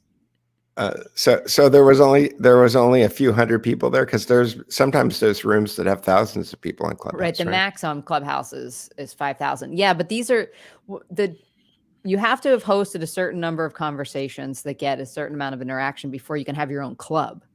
So you and I could go on there and start a conversation and give it a title that was clickbaity enough that people would step into the room and see what's going on. Do clickbait?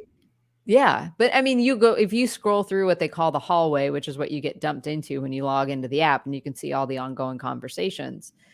Some of those are hosted by a club, and clubs can have subscribers or followers. So anytime somebody has a room within that club, they get a notification. But if you're just random people starting a conversation, finding an audience has to be almost organic. It has to be somebody wandering in, and then you can ping people into rooms. Like, I will send you a little note, and I'll try to explain it so you don't just see the title. Like, this is what's going on in this room. This is why you should be listening to it. Mm-hmm. So I pinged a couple people into that room, and our friend Lauren, she ended up staying in there for like 5 or 6 hours. She's like, I can't believe how woke these people are. Like, this is amazing. And I said, you should share with them like what you've dug about the World Health Organization.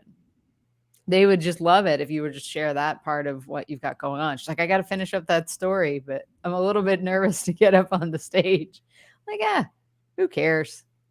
Why Just why go would for she it. be nervous?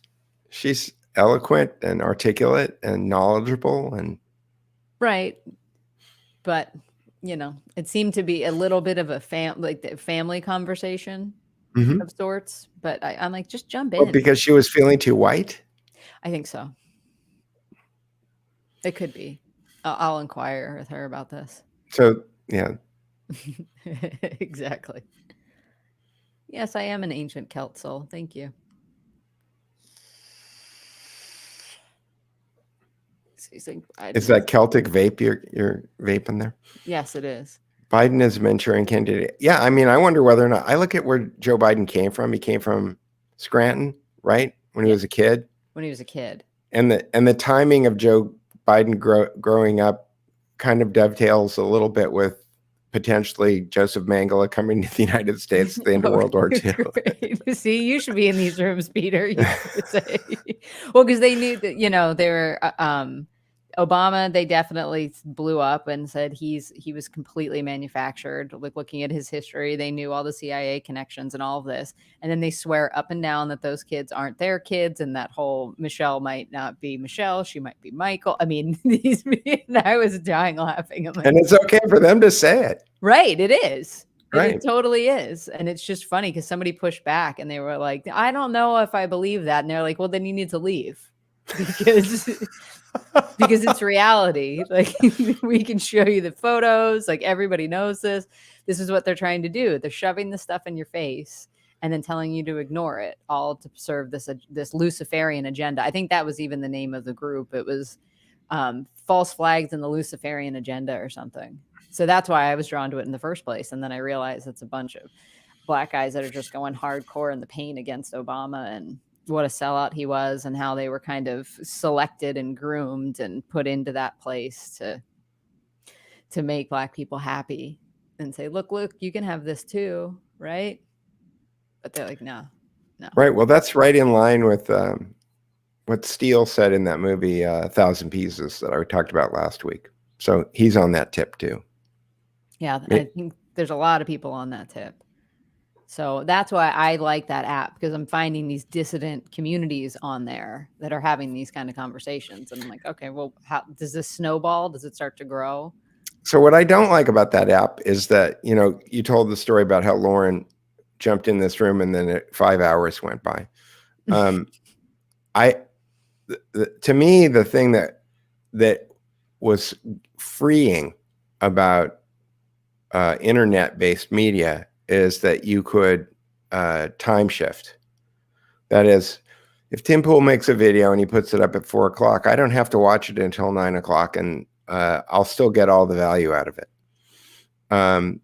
The thing that I don't like about Clubhouse is that it's what they call we used to call in the TV business appointment television, meaning that a football game happens at a certain time, it runs for a certain thing, and then it's over and it's done. And since you already know who the winner is on football, you're probably not going to go watch the football game again. But Clubhouse is the same thing. It's like if you're there when they're having the conversation, great. You're not supposed to record it, although I think I recorded one once just to see if I could. Oops.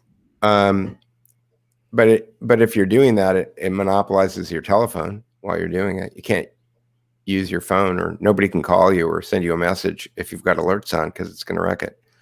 No, that's not true. I think you can even make phone calls while it's on. You just leave the conversation and go back to it. Yeah, but if you're recording it, you can't do that. Oh, I see what you're saying. Right, which you're not supposed to do. Right. Correct. But I mean, when Elon Musk went on there, right, it was a big deal, and he's teased that he's going to have a conversation with Kanye on that app as well. Mm-hmm. But somebody, I can't remember the guy's name now, and I went to I found him because I went to YouTube the next day because they had the conversation. I think it was at 1 o'clock my time in the morning, and I'm like, I'm not staying awake for this. I don't care that much. And they, like I said, they have a limit on how many people can listen at one time, and it's 5,000. So I figured that's going to get slammed. So some guy that is a streamer, but also gives out financial advice, which I found out later, by watching his stream. He streamed the whole conversation while he played. What was he playing? I can't remember. One of the first-person shooter games. Right. And it was really interesting because I really liked him because I watched and then he took segments of it and kind of told you what it was. At one point, the CEO of Robinhood happened to be in the room. So the moderator yanked him up onto the stage and let Elon and the Vlad, I think is his name, have a conversation about what went on with Robinhood shutting down buying of GameStop, but not selling. And so the streamer guy, I think his name is Kev something. He clipped that part, and so it's still him playing the video game with them talking, and then he jumped in at the end and kind of broke down for you what that was all about. He put it into normal speak, took it out of the high financial language, and was just like, this is what they were saying. And I was like, wow, that guy managed to pay attention to all of that, absorb it while he's playing his video game, and then just jump in and be like, all right, guys, let me break this down for you real simple. Like, this is what just happened. So interesting. Cool. So the way to look for good Clubhouse chats is on Twitch? I think so. Okay. I mean, it makes sense, right? You're just playing and you kind of have that in the background, but it's a funny juxtaposition to be watching somebody killing inanimate objects on their screen while you're hearing Clubhouse conversations. Desensitizing themselves to murder at the same time. Right. Cool conversation, guy. Yes. Did you see how I blew that guy's head off? Oh man. I think that's great. I mean, when you started, when the promise of the internet, when media first started becoming a part of the internet and things started getting mashed up, I don't think that I ever would have imagined, woke Silicon Valley executives having serious meetings about the future of society, overlapping, mayhem. With comment, I think it was Call of Duty. Right? With commentary, and Tracy clicked on something again. I don't know what she clicked on, but when it gets this big, I always wonder whether or not I'm in focus. And there she is. I think she's coming back. Mouse anymore when we do this, apparently. Is that do you have a magic mouse? I have the Apple mouse. Yeah, they call it. I can change the settings, I suppose. I think if I slide my finger too hard to the left, then. Yeah, my daughter my brother gave my daughter a pair of headphones for Christmas that I think he re-gifted her, and then she's trying to get me to buy them. And they're nice Sennheiser headphones. You put them on, but they have a touch control, like a tap, like on a pad on a laptop. Mm-hmm. And you're supposed to like move your finger around in order to control it.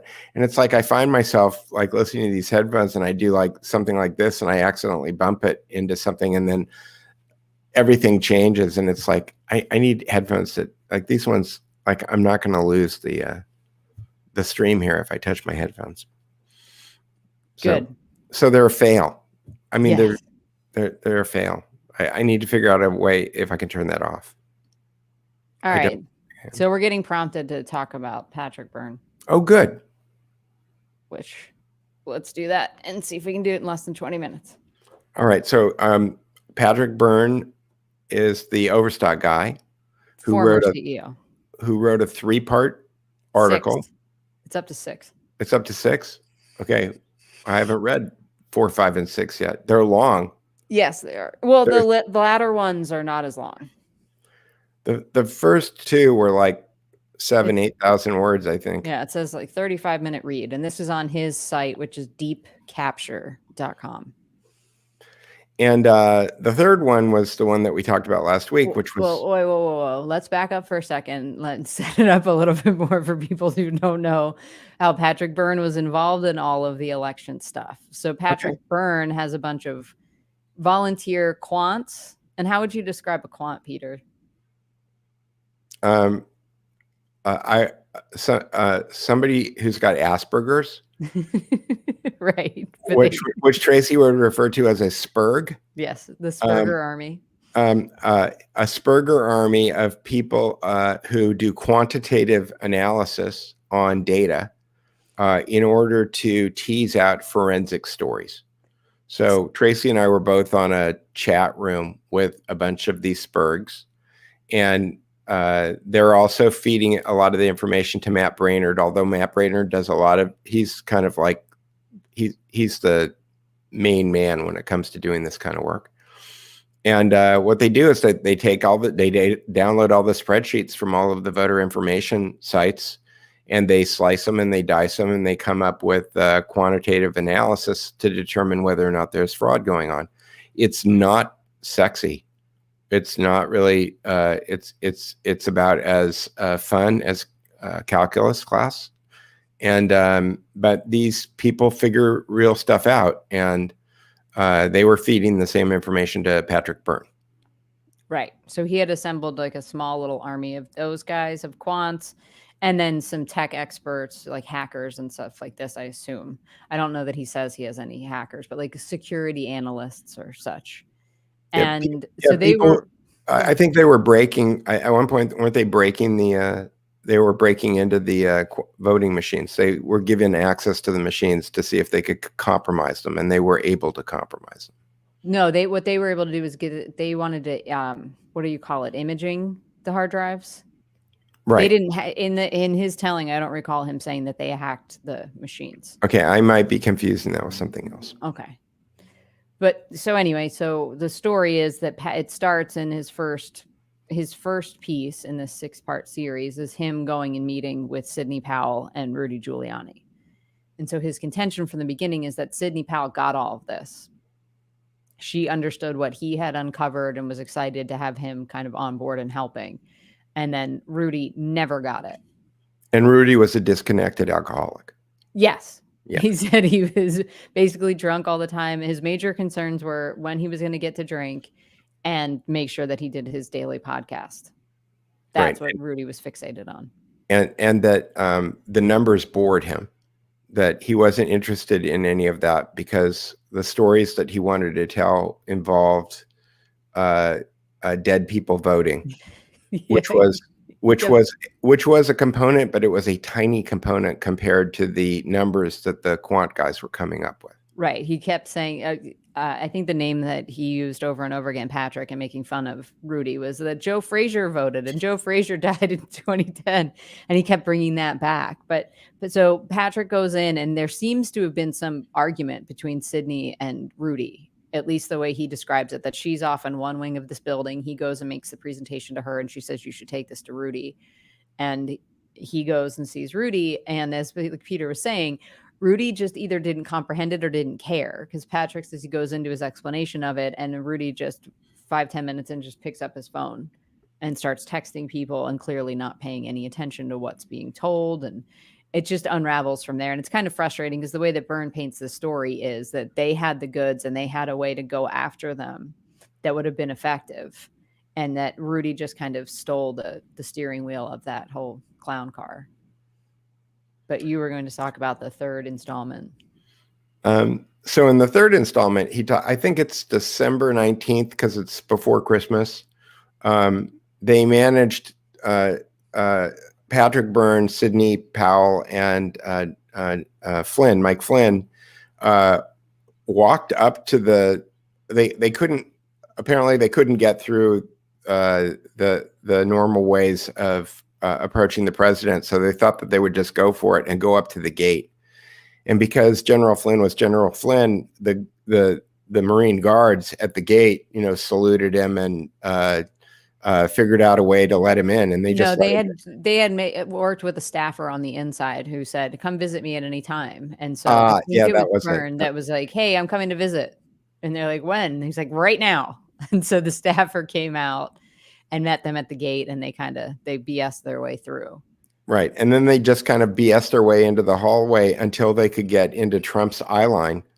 And once they got into Trump's eye line, he waved them into his office, and they spent several hours in there. And at one point they retreated back into the yellow room, which is in the living quarters of the White House. The yellow oval. And that Trump and Byrne ate Swedish meatballs that were Trump's mother's recipe. His grandmother's recipe. and that they laid the whole thing out for Trump, and that Trump was supposed to make Sidney Powell the special counsel. He was going to name her as a special counsel in order to look into the election integrity, and that it was all said and done, and that they had gotten an agreement out of him, and that they were all ready to go the next morning. And they After left. exposing what pieces of shit the Trump's attorneys were in front of Trump's attorneys. So Yes, not only is Byrne in the room, but Sidney Powell, and this is all alleging from Patrick saying this is going on. Flynn, Powell, and Byrne go in there, and then Patrick Scipione, is that who it is? Yep. That was the White House counsel. The 3 White House counsels come in, and they try to talk Trump out of all of this stuff.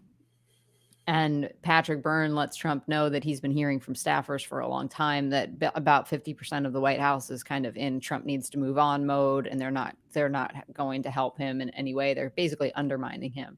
And he claims he says this in front of the White House counsel. Right. So continue. He wasn't winning. And so they thought that they had a done deal, and that they were ready to move forward, and that they were going to take all of the evidence that they had gathered, and they were going to use that in order to allow Sidney Powell to. I think that what they had suggested was that they go to 2 or 3 states and 6 counties. Yeah, 6 counties, and demand and basically send in the National Guard to make them recount the stuff. And they had approval to do that. And Sidney Powell explained why legally he had the power to be able to do that. And the White House counsel was, I don't think he was arguing, but he was advising against it, but he wasn't saying that she was wrong. Right.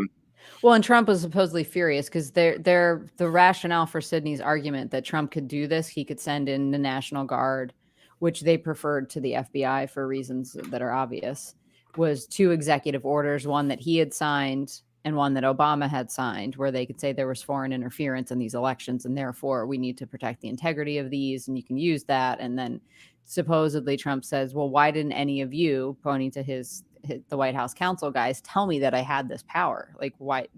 What's up? Like, I keep asking you for solutions, and you're just like, there's nothing we can do, kind of thing. Was there more? No. I think that was, I mean, it was basically like, hey, you guys aren't helping. You should have known about this. Yep. So the next day, they expected to get a phone call. They expected to say, okay, go over to this office, set this thing up. This is where you're going to be. And they didn't get anything. They weren't getting any calls back. And I think at the same time that this happened in our chat room, who's the chief of staff? Trump's last chief of staff? Mark Meadows, who was also supposedly there during that conversation. Right. And in our chat room, somebody posted, Mark Meadows is a traitor. And I didn't know what it was about. I didn't have any context or clue what it was about. But apparently Mark Meadows was instrumental in making sure that Sidney Powell didn't become the counsel, and that those things didn't move forward. And so then everybody was just, ass out in the wind at that point. They had done everything they could. They had gone to the hole. They had talked to Trump. They had gotten approval, and then it still didn't happen. So, yeah, and they tried to get it done before the 6th. So that's where that one ends. And I think the subsequent ones, he has the day at what happened after that. So about Christmas through the morning of January the 6th, and then the January the 6th as a whole separate piece. Well, I need to go back and read this because he was standing there like, I got pictures of him. They were terrible though, because he had like crusty stuff on his lip or something. It was cold. Right. But his contention was that he and Flynn were supposed to speak that day.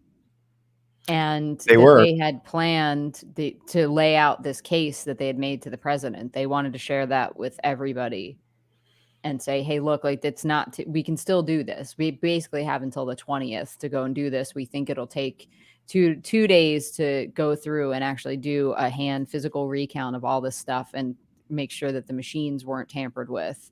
And then from there, if that's enough to raise red flags, then we either do a revote, whatever, but we're going to put this into question because it should be.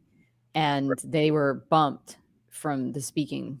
There was a lot of people bumped that day. I mean, Ali was supposed to speak. He was bumped. I was there with Ali's team. And all of those people were there. Rudy spoke. John Eastman spoke. Well, John he said Rudy brought up Joe Frazier voting again. He might have. I mean, I heard him say it so many times. John Eastman lost his job, I think, because of that. Rudy was only allowed to oversee voter fraud on an individual. Right, but the point, Amber, of what Byrne was saying is that there was no collaboration between the two. Yeah, and they were on the same floor of the same building in the same office complex. But Rudy got to come up with the strategy. And Trump trusted him because they were, he's got to stay in, then he's got to agree to all of this. So Byrne's kind of thing was loyalty is his downfall in all of this. Yep. So it's worth, I will go read sections 4, 5, and 6 because I didn't know that he put more up. But, anytime that you go in to read anything by him, it's a commitment. It's a time commitment because especially the second part, which was just mind numbing because it was all about numbers. It was. Yeah. Fun. Yeah. I skimmed it. It was a spur gout. Yes. But I would be interested to know how much of what he's saying they actually found to be true, that they did get access to certain machines and were able to show that they had been penetrated by foreign actors. He was saying something about there was a smart thermostat on the wall in some voting precinct that was used to access the machines. Yeah, and that's kind of a common thing. A lot of smart thermostats have access points built into them, and so you can use them to compromise IoT, Internet of Things devices. Some of the machines also were found. There's you can buy SD cards, like this, that actually have Wi-Fi built into them. They used to sell them for cameras. They were called iFi. And it would allow you to take a device that doesn't have a network connection and give it a network connection by simply putting an SD card in it and then configuring it correctly. So if you had machines with SD cards in them with Wi-Fi, and then you had a smart thermostat that was a access point, then you could compromise the whole system. Rudy local complaints. Ish. That's not exactly how Byrne describes it. Yeah, and we don't know that. I mean, that's what they told us. That's what's been reported in different things, but we don't actually know that. There's not a heck of a lot that we do know. And that's always the issue. I mean, bringing it back to reality again, like, our thing disappeared. I think it goes away when we do screen share for some reason. Or, you know what? Maybe when I leave and come back in. Maybe it's like there that. Bringing it back to reality, it's like, this is what Byrne says. It would be nice to know if it was true. It would be. I'd love to get. I mean, usually what happens is that if people are making things up, the person that they're making things up about can either say it's not true or ignore it. Or if they're famous enough, they can't really do anything about it because there's laws that protect people who have celebrity for whatever reason that works. So libel is okay if you're a celebrity. So I would love corroboration on that. If Sidney Powell came out and said, oh yeah, Patrick Byrne hit it out of the park, she won't do that because he's slamming Rudy. Right. Well, this is why Trump should take over Russia's 12-3, and this can be his first episode. With Patrick Byrne? Yeah. Just be like, I apologize to Patrick. I should have listened to him. I got talked out of it. You sound like you should be the producer on that show, Tracy. Maybe. I mean, maybe, I think that the actually, you're friends with Snerdley, so why don't you just suggest it to him? I was going to reach out to. I thought it would be a little bit rude to be like, "Hey, I have a replacement for your boss already that you were devastated over losing, to the point where I saw you break down and cry on national television." So I Right. think it's wait a couple days and then say, "Hey, how are you? And by the way, you should reach out to Trump."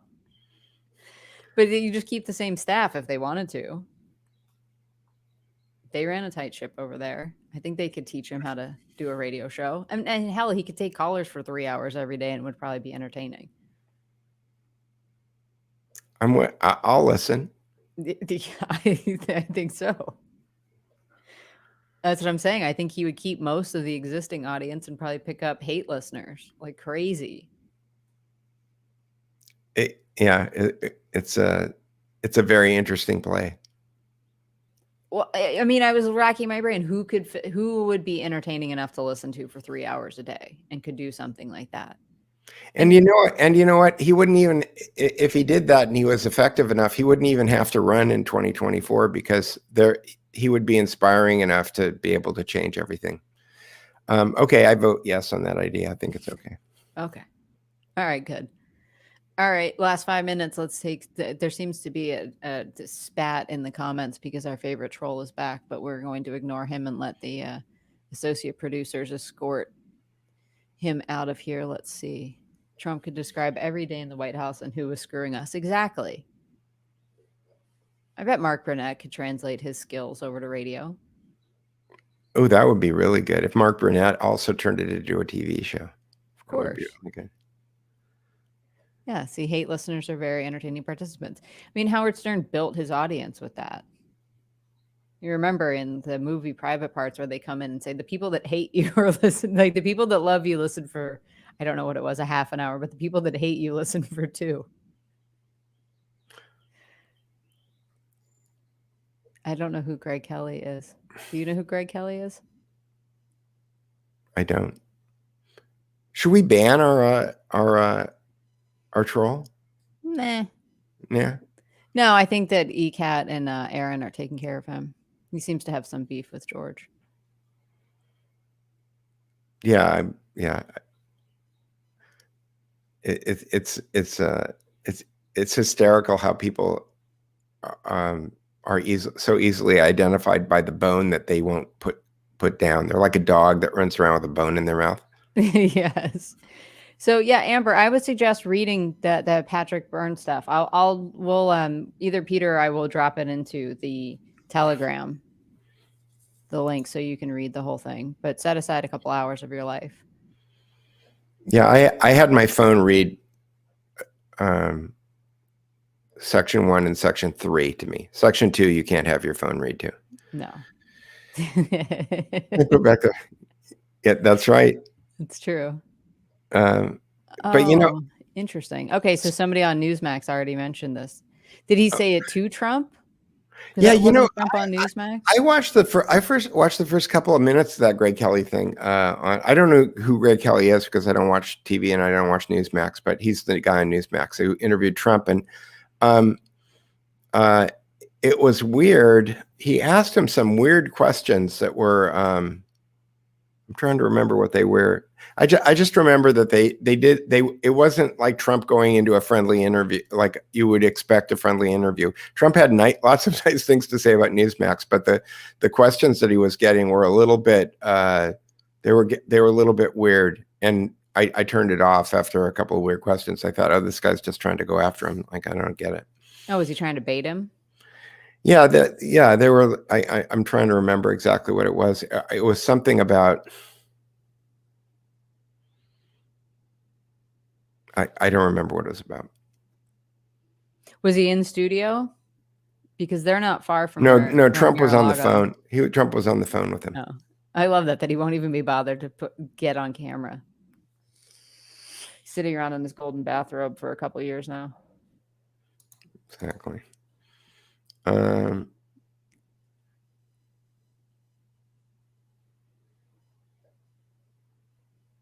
All right, I'm just going to let them continue. I think they can continue fighting in the comments after we even stop streaming. Okay. But if not, I think, what's his name? Derek Wilsonson's son You should go on to the Belton Road show because Peter was on there this week and it was great. It was So- it was great, and frankly, we don't give a crap about what you're talking about, Derek. Right. So Right. Have this conversation on camera, on YouTube, and not in the comments. Yeah, don't be an anonymous. Right. Well, or with some nincompoop. That's a pre-1920 word. There you go. Yeah. Oh, I wonder if we can bring back some words that have been eschewed because they're no longer PC. I guess not, probably. I like the cat's pajamas. Yeah. You know, Yeah. my mother grew up in the 30s, so she had lots of funny things to say. And the bee's knees and those kind of things. Yeah, I was telling my friend this weekend, my friend Edward's mother, Marie, she was this old Italian Catholic woman. And whenever she was talking about somebody who lived way out in the sticks, she would say, they live out where God left his shoes. I like that. All right, I'm going to study up on the idioms of the time for next week. Aphorisms, idioms. Yes, they're all good. All right. And Danny knows because that was Danny's grandmother.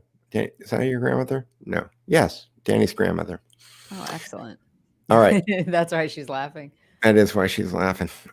All right, everyone. Well, I will throw the links to the Telegram and the locals page in the description box on the YouTube video, which should also then port over to Rumble and Brand New Tube and all the other places that we go just to make sure that we stay on, regardless of what the censor's like.